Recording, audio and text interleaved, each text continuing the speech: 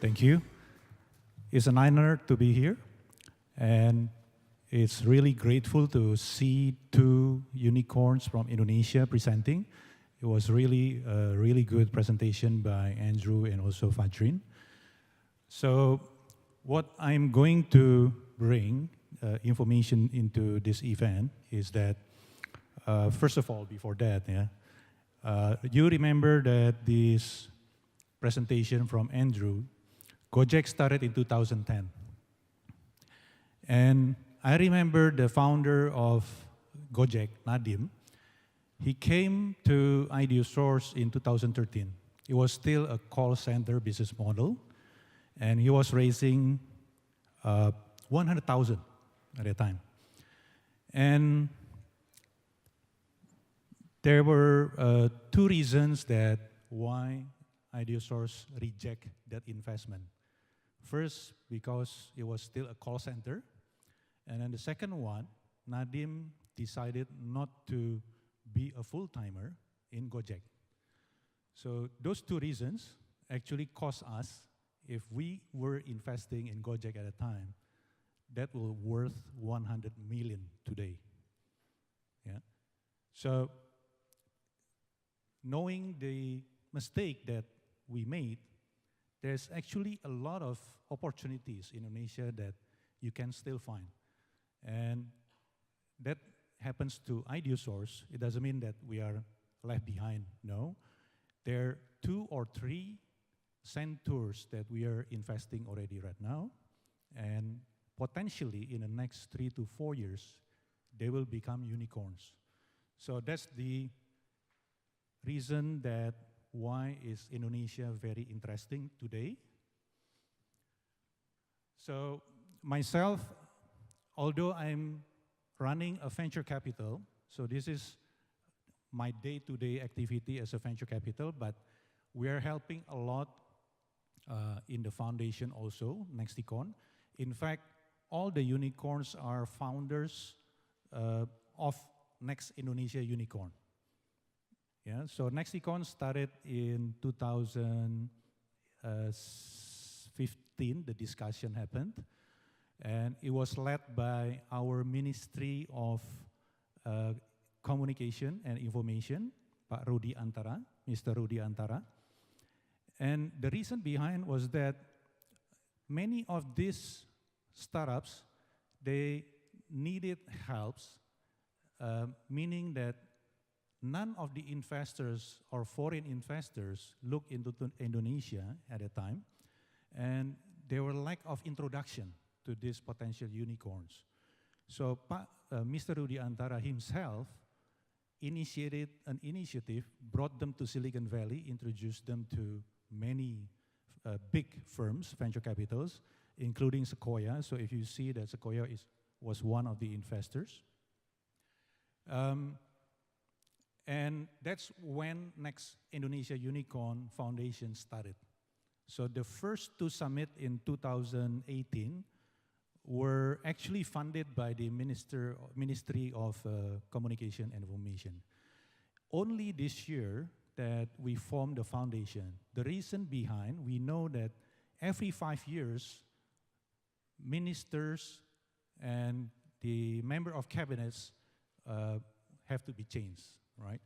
So having this Next Indonesia Unicorn Foundation, it will help to prolong the formation and also the team behind the Next Indonesia Unicorn to help the unicorn and also startups, the Next Indonesia Unicorns, and the government, despite the member of cabinets or the government officials or any member of the governments, we work with anyone. Yes, it's independent and neutral.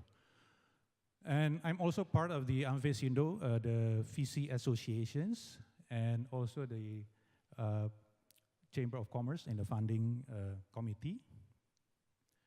So the mission statement of Next Indonesia Unicorn is very simple. We do the matchmaking between the potential investors and Next Indonesia Unicorns. In November 14 to 15, we just held this year in Bali, our 3rd summit.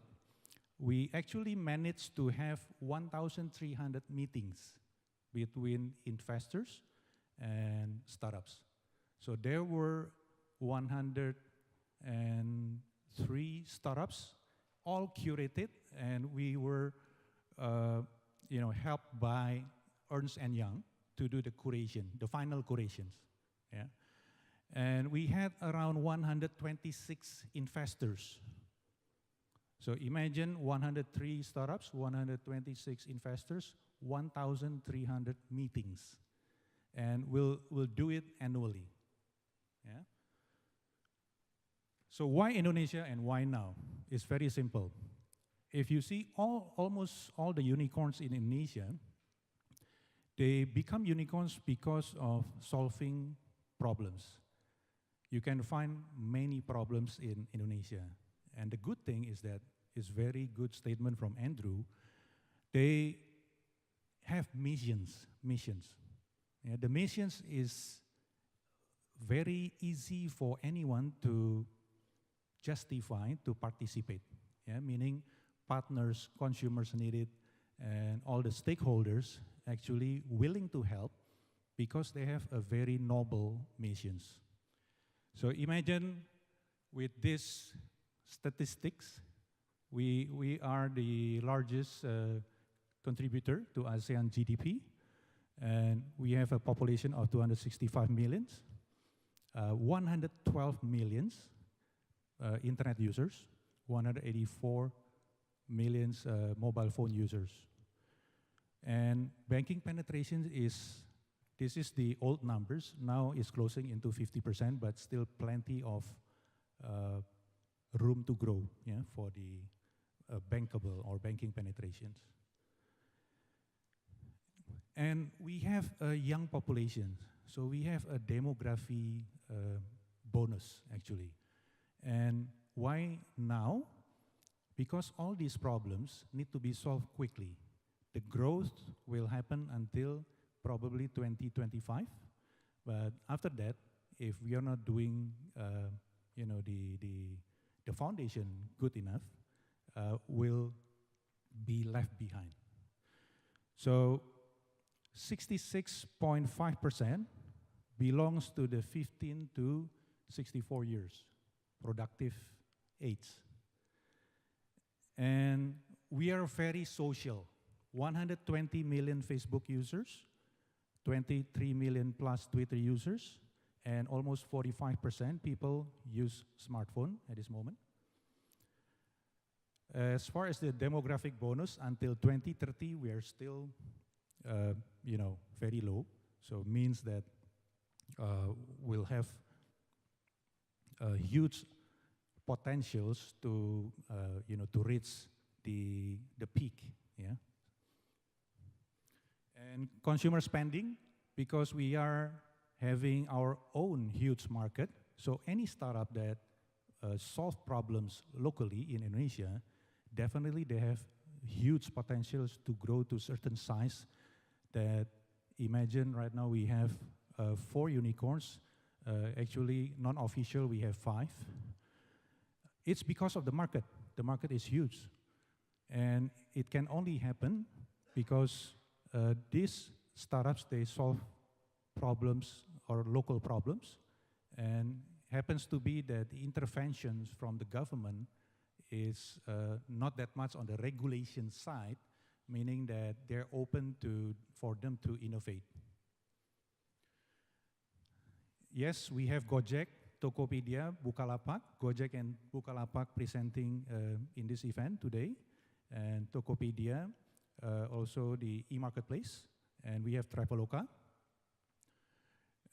As far as the growth, the GMVs for the internet economy today is 40 billion US, and by 2025 is 133 billion. This is numbers by Google, Temasek, and Bain.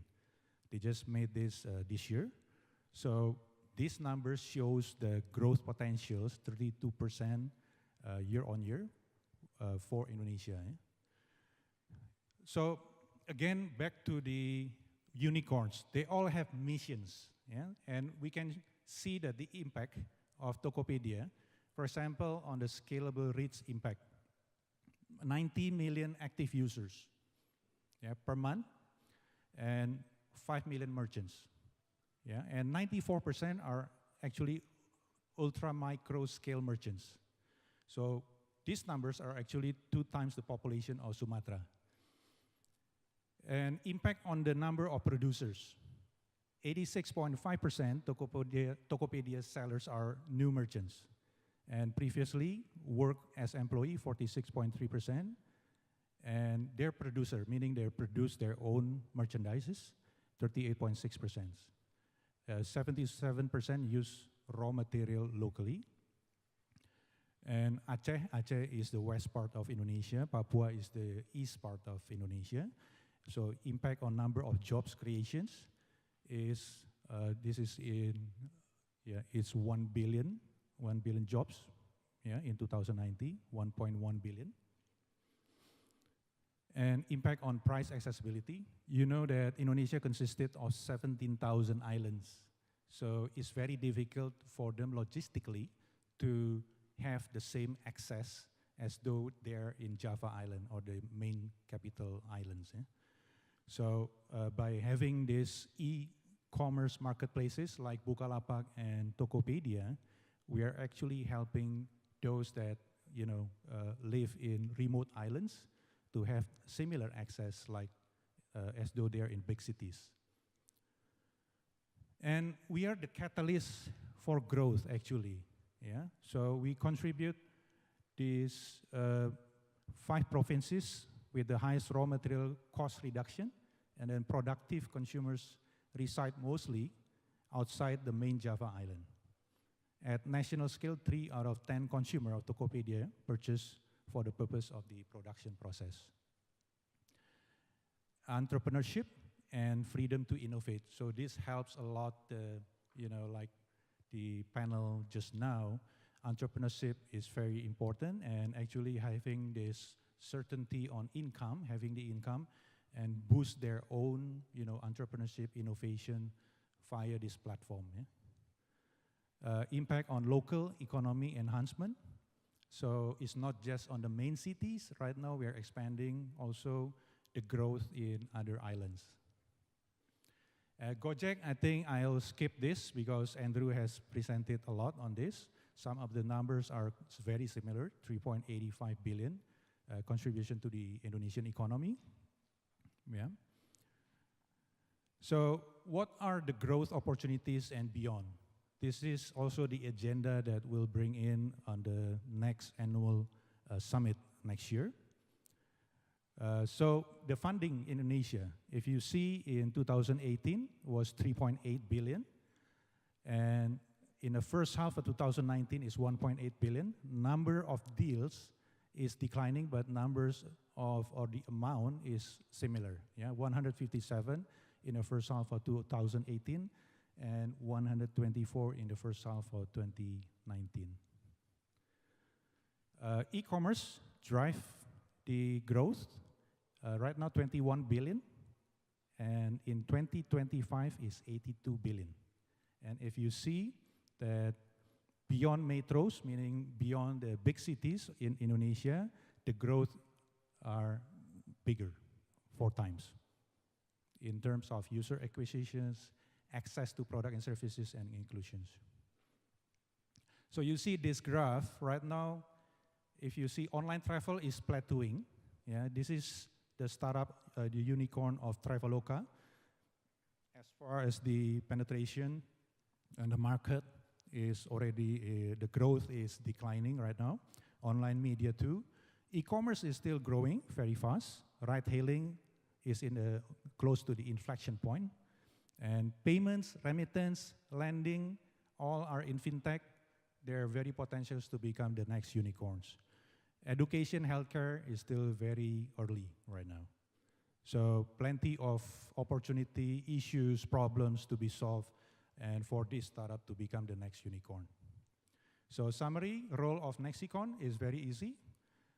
Sorry, I will go here first. We are actually creating the next unicorn, having all those matchmaking and it's a very good opportunity for any foreign investors to come to this summit to meet the curated startups that potentially can become the next unicorn. And back to here, yes, we do have a lot of regulations to solve, especially in the liquidity aspect in Indonesia. So we have this year launched the equity crowdfunding regulations. Venture capital is still very early, although the industry has been around very long. We only published our regulation on the fund structure in 2015, and there are only 4 or 5 licensed fund structure locally in Indonesia, but we haven't solved the tax issue yet. But as part of the associations, we are pushing further. So if we have this, we are also inviting foreign investors to come in. There is a maximum of 85% for you to be able to create a fund structure in Indonesia. 15% should be owned locally. And we have just launched also the POGK 53, which is the acceleration board. So it's very easy for any startup to be listed in Indonesia. And there is no requirement to be profitable until the 7th year. So 6 years if you're still in growth stage and have to spend a lot of capex, it's okay. Okay, thank you very much for the time.